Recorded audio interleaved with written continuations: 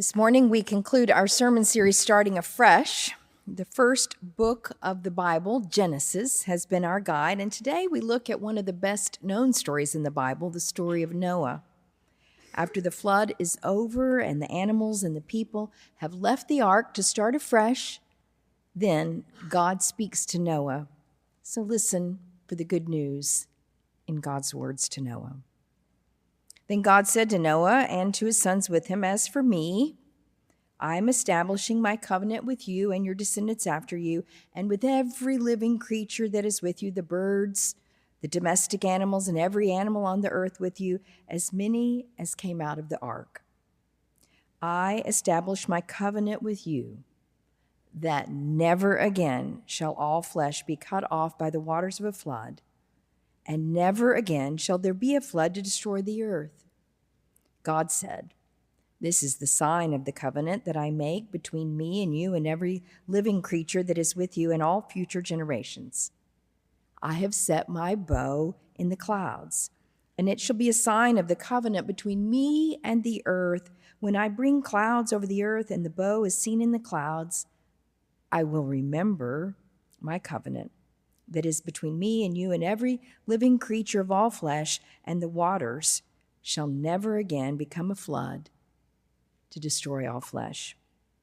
When the bow is in the clouds, I will see it and remember the everlasting covenant between God and every living creature of all flesh that is on the earth."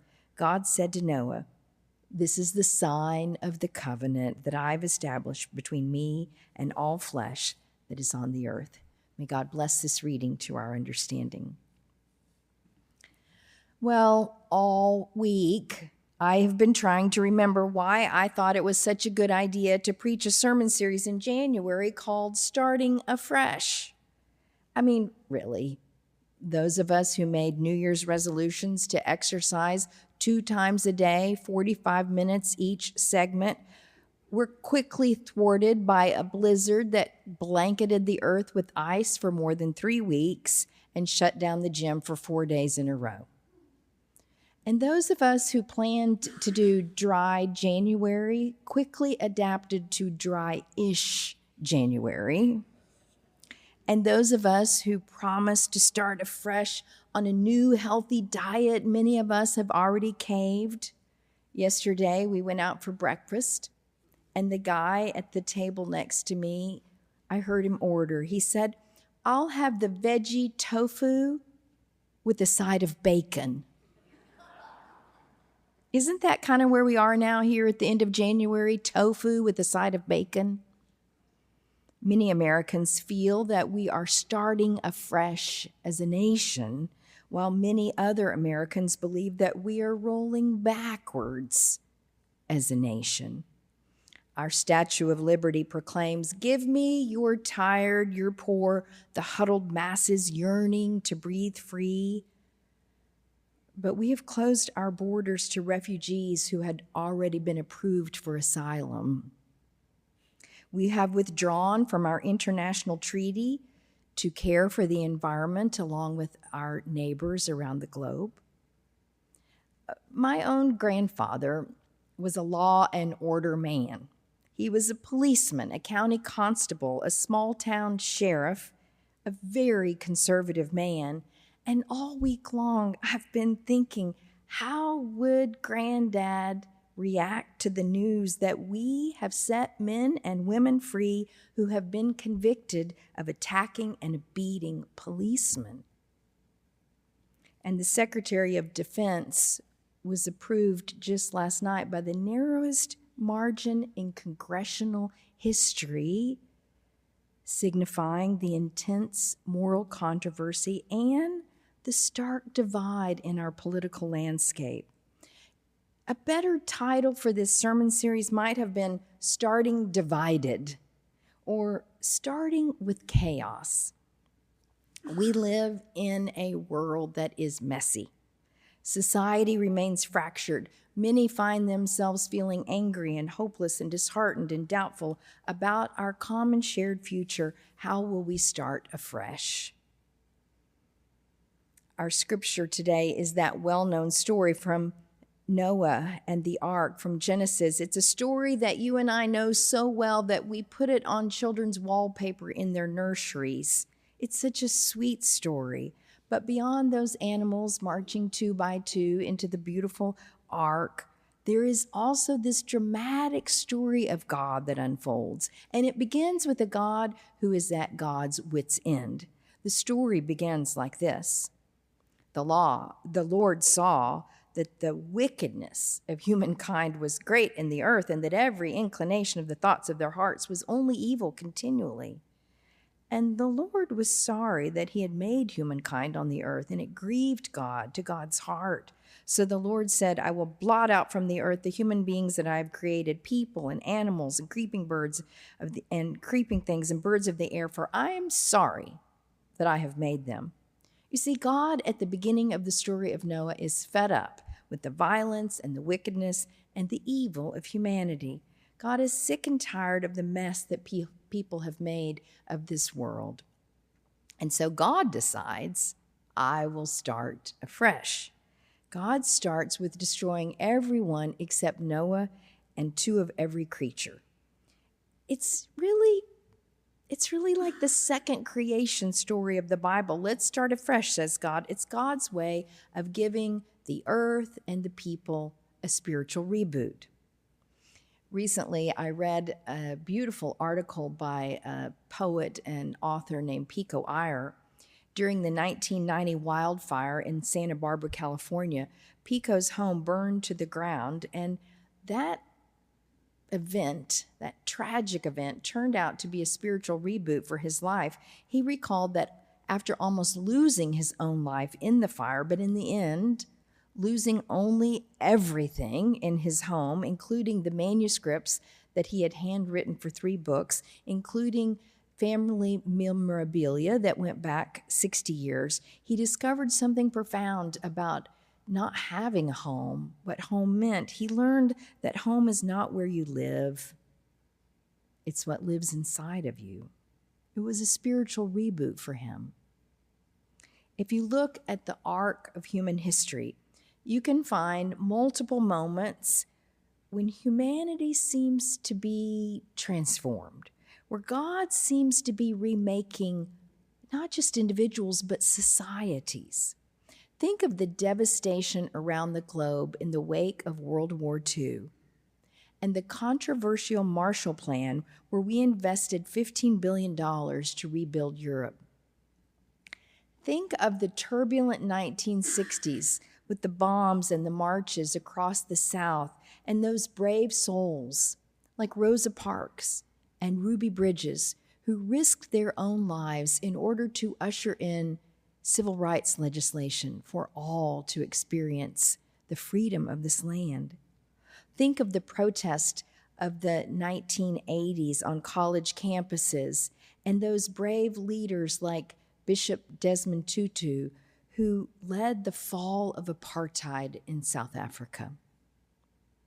I wonder if the story of Noah's Ark, with those 40 days and 40 nights on the boat, without a sprig of hope, visible as far as the naked eye could see, is also a metaphor for our lives, for the chapters of human chaos where we so long for God to remake our own society into a land of hope.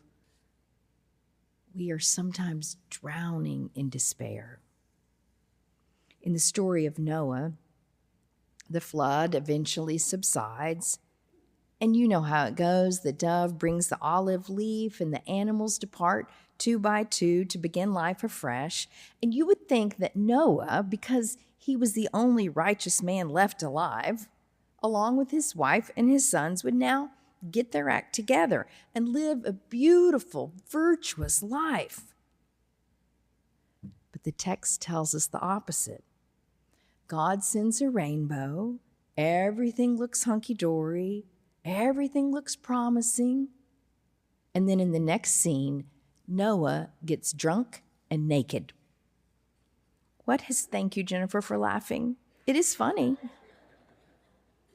What has changed is not humanity, but God.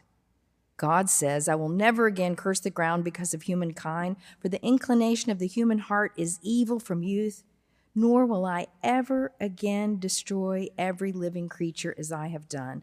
The radical announcement here is not that we humans have started afresh, but that God has started afresh. Instead of wiping us off the map, God does this bold and awesome thing of starting over with us. And God decides never again will God choose to punish us. Instead, God promises to forgive us, to walk with us, to reach out to us, to love us, to offer all of us tender mercy. "I will establish my covenant with you that never again shall all flesh be cut off by the waters of a flood." The Old Testament scholar Walter Brueggemann says that the Noah story is about a revolution in the very heart of God. God's way of transforming the world will be less about force and more about vulnerable love.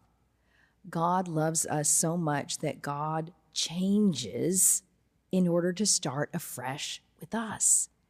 Here in the first book of the Bible, in chapter 9, God shows us the same kind of merciful love that we will later glimpse in the person named Jesus, who offered tender, merciful love on a cross.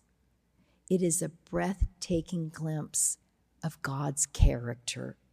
God does not work remotely. God enters into our own messy lives, our own messy world. God comes into our own journey, not with retribution, never again to that. Rather, God shows up as a changed God with mercy, tender, tender mercy.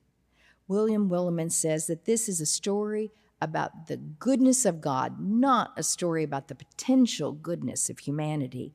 So what would it look like in our own lives and in our own nation if God were to start remaking us, to start over with us, to start afresh with us? Do you think it's possible that God's mercy can still reach us? The Yale philosopher Stephen Darwall has a new book out called The Heart and Its Attitudes. This Professor Darwall described in a recent interview that most of his academic career, both in research and in teaching, was focused on what we know from our rational minds, our brains, our intellect. He focused on what was morally ethical on the human journey. But later, as he neared retirement, he began to ponder that there is another way to know, another way to be. He calls it the heart, the emotions, those harder things to measure like forgiveness and love and empathy and hope. And the professor tells in his book this story about what happened at the University of Michigan hospital system.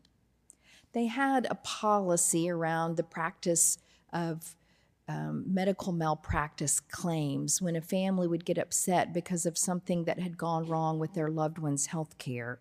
And the medical staff at this hospital system was taught to defend and to deny. If a patient said, "We don't like what happened with my medical care or with my loved one's medical care," they would say, "Well, you can sue us, but we have a lot of lawyers and we have a lot of money, and so why don't we just make a deal here, settle?"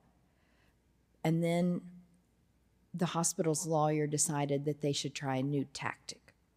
And the lawyers told the medical staff, "Going forward, we want you to own up to whatever happened and then tell the family how you felt." So there was this case involving a patient named Ahmed. And Ahmed came to the hospital with a severe nosebleed. And while they were running tests on him and trying to figure out what to do about these severe nosebleeds, Ahmed suddenly died.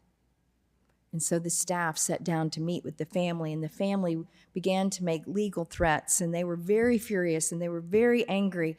And finally, the lawyer for the family intervened and he said, wait just a second, let's hear what the hospital staff has to say.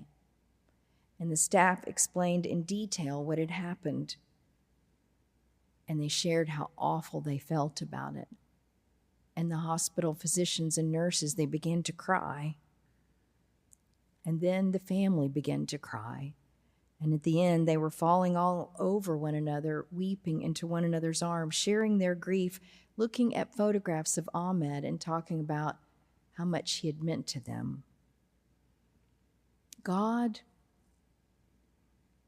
starts over with humanity by appealing to our hearts, offering every single one of us tender, tender mercy.